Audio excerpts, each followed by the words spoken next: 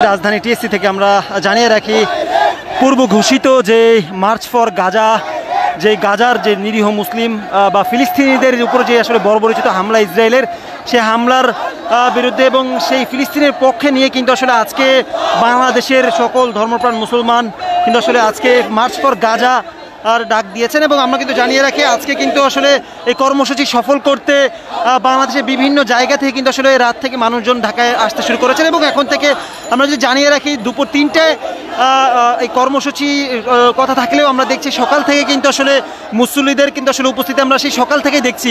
এবং আমরা যদি জানিয়ে রাখি আসলে যে সোহরাওয়ার্দী উদ্যানের যে মাঠ রেডি করা হয়েছে, সেই মাঠে কিন্তু আমরা যদি জানিয়ে রাখি সেই মাঠ কিন্তু আসলে ইতিমধ্যে ভরে গেছে এবং মানুষ কিন্তু আসলে এখনও আসছে বিভিন্ন জায়গা থেকে।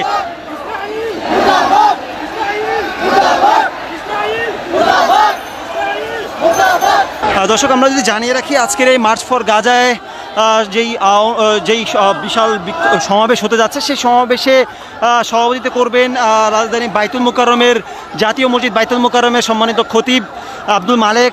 তিনি আসলে এই সভায় আসলে তিনি কিন্তু সভাপতিত্ব করবেন এবং একই সাথে কিন্তু অনেক অতিথি থাকবেন। আমরা যদি জানিয়ে রাখি ইসলামিক স্কলার মিজানুর রহমান আজহারি সহ হেফাজত, জামাত, চরমনাই, বিএনপি সহ সব ধরনের রাজনৈতিক দলের নেতাকর্মীরাও কিন্তু আসলে আজকের এই প্রোগ্রামে উপস্থিত থাকবেন, এমনটি কিন্তু আসলে আমরা জেনেছি। এবং আমরা যদি এখন পর্যন্ত দেখানোর চেষ্টা করি, আসলে রাজধানীর বেশ কয়েকটি জায়গা থেকে আসলে রোড দেওয়া হয়েছে। এর মধ্যে টিএসসি, শাহবাগ হয়ে কিন্তু আসলে বিভিন্ন জায়গায় বেশ চারটি রোড ঘোষণা করা হয়েছে, যেসব জায়গা দিয়ে আসলে মুসল্লিরা সোহরাওয়ার্দী উদ্যানের ভিতরে প্রবেশ করতে পারবেন।